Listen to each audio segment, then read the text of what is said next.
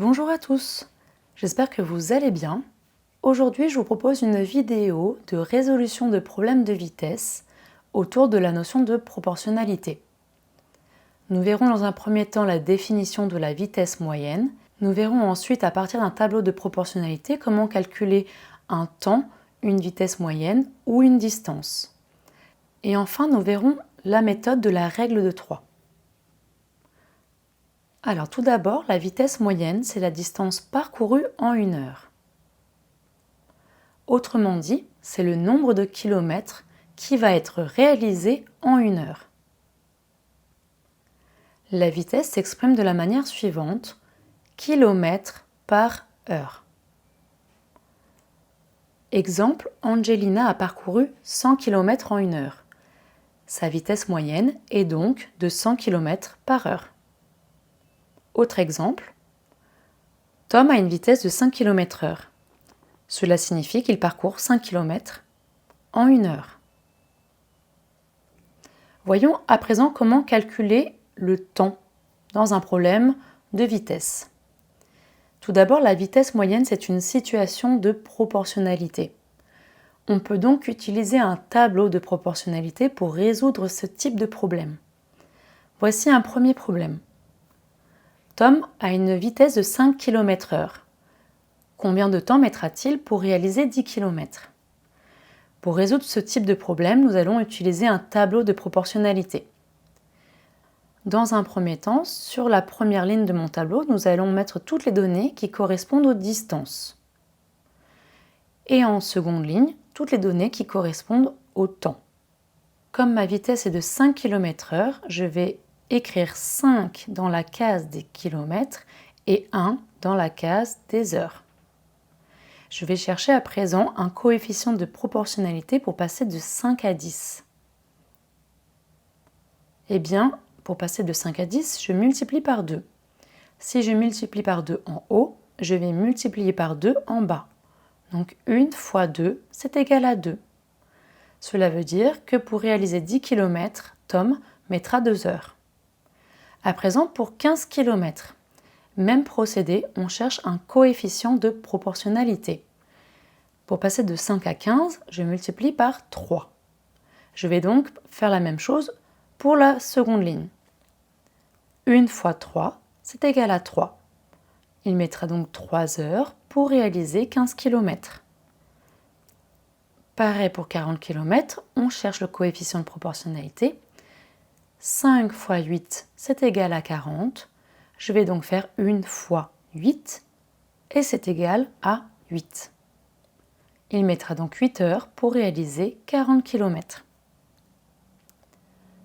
Autre problème, cette fois-ci, pour trouver la vitesse. Donc je lis le problème. Léa a parcouru 285 km en 3 heures. Quelle est sa vitesse moyenne? Ici, donc, je vais encore utiliser un tableau de proportionnalité. Je vais indiquer 285 dans la ligne des distances et 3 dans la ligne du temps. Une vitesse moyenne, ça se calcule sur une heure. Je vais donc mettre dans la deuxième colonne le chiffre 1 dans la ligne des heures. Et je vais chercher à présent le coefficient de proportionnalité. Pour passer de 3 à 285, je multiplie par combien? 3 fois quelque chose, c'est égal à 285. Mais c'est également la même chose que 285 divisé par 3. Lorsque je fais cette opération, j'obtiens 95. Cela veut dire que mon coefficient de proportionnalité est 95. Je vais donc l'appliquer pour passer de 1 à l'inconnu. Donc je fais 1 fois 95 et j'obtiens évidemment 95. Sa vitesse est donc de 95 km/h. À présent, un autre problème pour trouver cette fois-ci une distance. Je lis le problème. Le TGV a une vitesse de 320 km/h. Combien de kilomètres parcourt-il en 4 heures? J'utilise donc de nouveau un tableau de proportionnalité. Je vais indiquer 320 dans ma ligne de distance et en dessous 1 qui correspond à 1 heure de temps. Dans ma deuxième colonne, je vais indiquer 4 dans ma ligne des durées. Et je vais chercher à présent le coefficient de proportionnalité pour passer de 1 à 320. Ici, on multiplie par 320. Je vais donc l'appliquer pour passer de 4 à l'inconnu. 4 fois 320, c'est égal à 1280 km. Donc le TGV parcourt 1280 km en 4 heures. On peut également réaliser un coefficient de proportionnalité d'une autre manière. Pour passer de 1 à 4, j'ai multiplié par 4. Je peux donc le faire également pour 320. 320 multiplié par 4, et c'est égal à 1280. Les deux possibilités sont faisables. À présent, je vais vous montrer comment fonctionne la règle de 3 dans la proportionnalité. C'est une technique qui permet de trouver un nombre manquant dans une situation de proportionnalité, mais sans tableau. Ça peut être très pratique quand on n'arrive pas à trouver de coefficient de proportionnalité. Alors ici, on a un autre problème. Un cycliste a une vitesse de 15 km/h. En combien d'heures parcourt-il 60 km? Dans un premier temps, je vais vous montrer cette règle de 3 à partir du tableau de proportionnalité et ensuite on le fera sans le tableau. Donc je reprends bien sûr mes données. Je mets 15 km dans ma ligne de distance.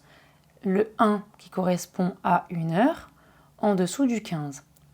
Dans ma deuxième colonne, j'indique 60 dans ma case des distances et l'inconnu en dessous. Dans un tableau de proportionnalité, les multiplications en diagonale sont égales. Donc ici, nous avons une première diagonale et ici une deuxième diagonale. On appelle cela aussi le produit en croix. Donc la règle de 3, c'est la même chose que le produit en croix. Donc si je fais 1 fois 60, ça doit être égal à 15 fois l'inconnu. Alors comment faire cette règle de 3? Eh bien, on commence par multiplier en diagonale les deux nombres connus. 1 fois 60, c'est égal à 60. Ensuite, je vais diviser ce résultat par le nombre restant. Donc ici, c'est 15. Je vais donc faire le résultat 60 divisé par 15 et c'est égal à 4. 4 va donc être ma réponse à ma question. Il parcourt donc 60 km en 4 heures. Voyons voir à présent sans l'usage du tableau. Donc je vous rappelle que cette règle de 3 normalement s'utilise sans l'usage du tableau. Mais évidemment, on peut écrire les données sur un petit bout de papier pour ne pas se tromper. Il est très important de ranger les données de même catégorie du même côté, sinon il y a des risques d'erreur. Donc là, j'ai repris le même problème que tout à l'heure avec le tableau de proportionnalité et je vais mettre toutes mes données qui correspondent au kilomètre à gauche et toutes mes données qui vont correspondre aux heures à droite. Et je vais me faire un petit brouillon où je vais dire 15 km, c'est en 1 heure. Et 60 km, c'est inconnu. Point d'interrogation.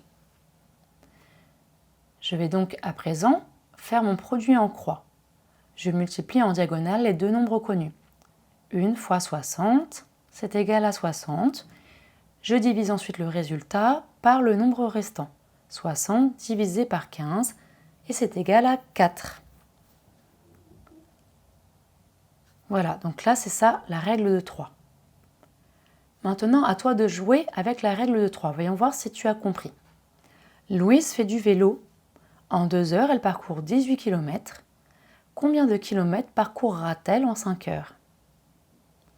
N'hésite pas à mettre la vidéo sur pause, le temps de réaliser l'exercice. Passons à la correction. Donc, je reprends mes données et je vais mettre tout ce qui concerne les kilomètres à gauche et tout ce qui concerne les heures à droite. Évidemment, on a le droit d'inverser. On peut commencer par les heures et ensuite, à droite, les kilomètres. Le plus important, c'est de bien mettre les données de la même catégorie au bon endroit.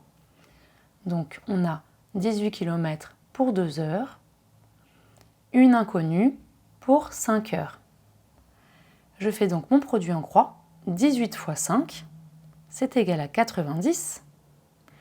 Puis mon résultat, je le divise par le nombre restant, 2. Donc je vais faire 90 divisé par 2 et c'est égal à 45. Elle parcourra donc 45 km en 5 heures. Voilà, ici c'était une vidéo de résolution de problèmes de vitesse autour de cette notion de proportionnalité. J'espère que cette vidéo vous a aidé. N'hésitez pas à mettre un petit pouce à la vidéo et à vous abonner à la chaîne pour pouvoir suivre les prochaines vidéos. Je vous dis à bientôt.